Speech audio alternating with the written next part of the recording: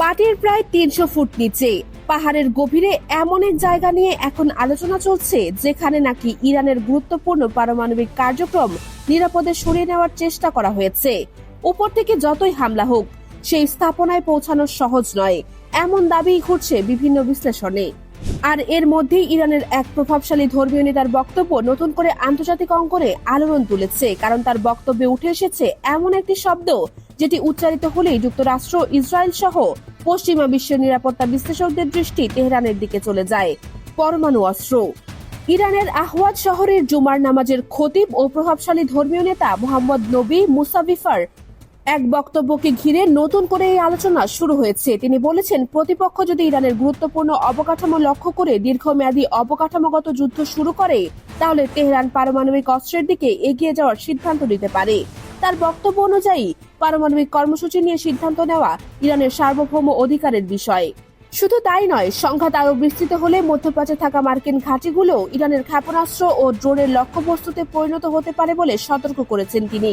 বক্তব্যটি প্রকাশ্যে আসার পর থেকেই পশ্চিমা কূটনৈতিক মহলে নতুন করে উদ্বেগ তৈরি হয়েছে বলে বিভিন্ন প্রতিবেদনের দাবি করা হয়েছে। তবে ইরানের পক্ষ থেকে পারমাণবিক সক্ষমতা নিয়ে এমন ইঙ্গিত এবারই প্রথম নয়।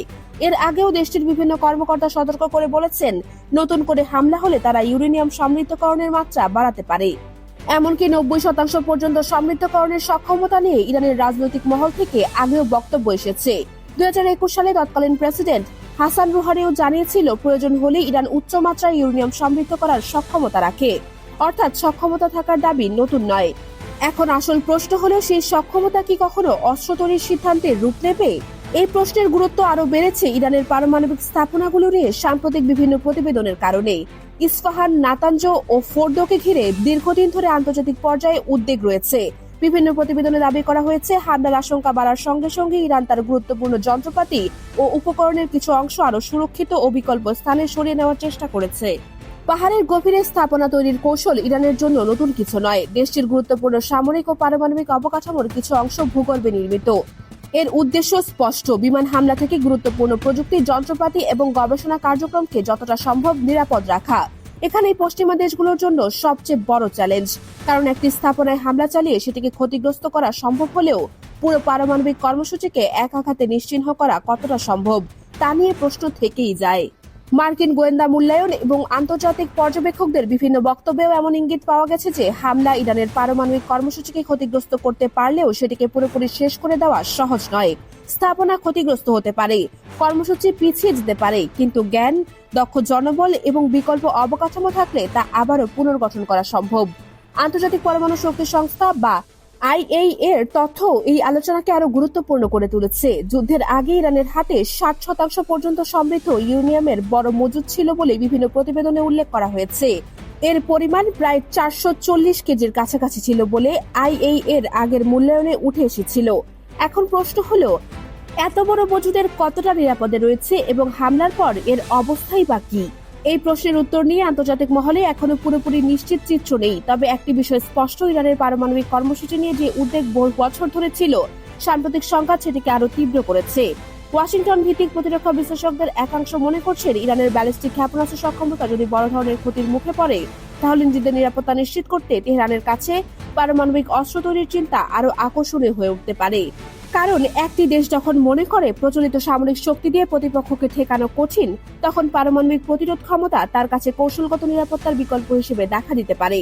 এখানেই আসে উত্তর কোরিয়ার উদাহরণ। দীর্ঘদিন ধরে পিয়ংইয়ং দাবি করে আসছে, তাদের পারমাণবিক সক্ষমতাই বহিরাগত সামরিক হামলা থেকে দেশটির সবচেয়ে বড় নিরাপত্তা গ্যারান্টি। এই মডেল তেহরানের নীতিনির্ধারকদের কাছে কতটা প্রভাব ফেলছে তা নিয়ে বিশ্লেষণ চলছে। অন্যদিকে ইসরায়েলের পারমাণবিক সক্ষমতা নিয়েও আন্তর্জাতিক অঙ্গনে বহুদিন ধরে আলোচনা হয়েছে। বিভিন্ন অনুমানে দেশটির হাতে উল্লেখযোগ্য সংখ্যক পারমাণবিক অস্ত্র থাকার কথা বলা হলেও ইসরায়েল আনুষ্ঠানিকভাবে বিষয়টি স্বীকার বা অস্বীকার করে না। ফলে ইরান যখন পারমাণবিক সক্ষমতার দিকে এগোনোর হুমকি দেয়, তখন আন্তর্জাতিক রাজনীতিতে দ্বৈত মানদণ্ডের অভিযোগও ওঠে। ইরান ইসরায়েল সংঘাতের সামরিক বাস্তবতাও এই পরিস্থিতিকে আরো জটিল করে তুলেছে। ইরান অতীতে ইসরায়েলের বিভিন্ন লক্ষ্যবস্তুতে ক্ষেপণাস্ত্র ও ড্রোন হামলা চালিয়ে তার পাল্টা আঘাতের সক্ষমতা দেখিয়েছে। ফলে তেহরানকে কেবল প্রতিরক্ষামূলক অবস্থানে থাকা একটি দেশ হিসেবে দেখার সুযোগ নেই।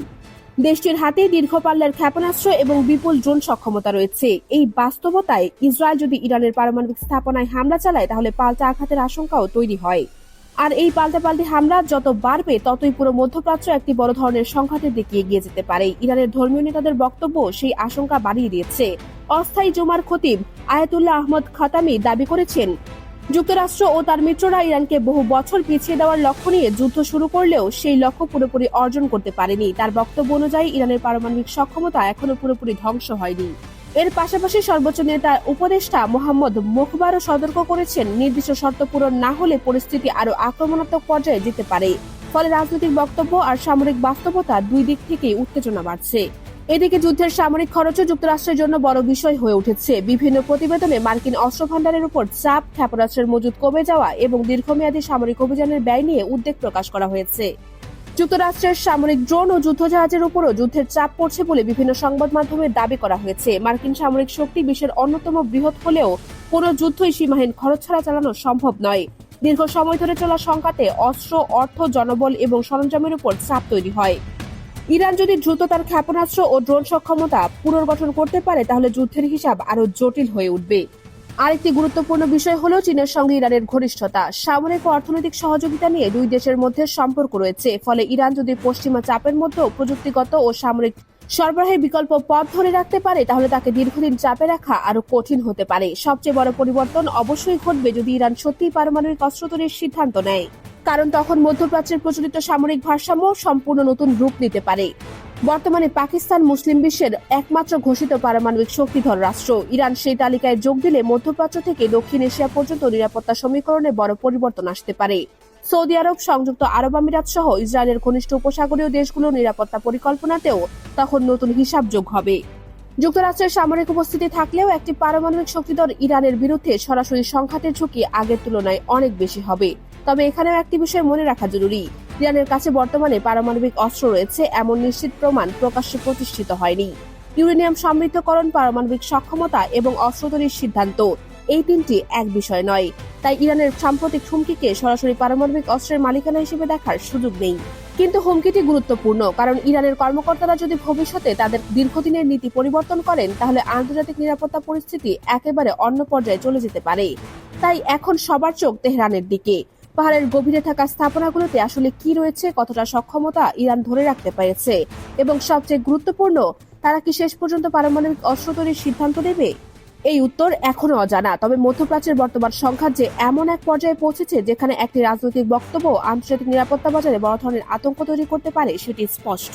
ইরান যদি সত্যিই পারমাণবিক অস্ত্র তৈরির পথে হাঁটে তাহলে যুক্তরাষ্ট্র ও ইসরায়েলের জন্য সেটি হবে সম্পূর্ণ নতুন এক নিরাপত্তা ব্যবস্থা।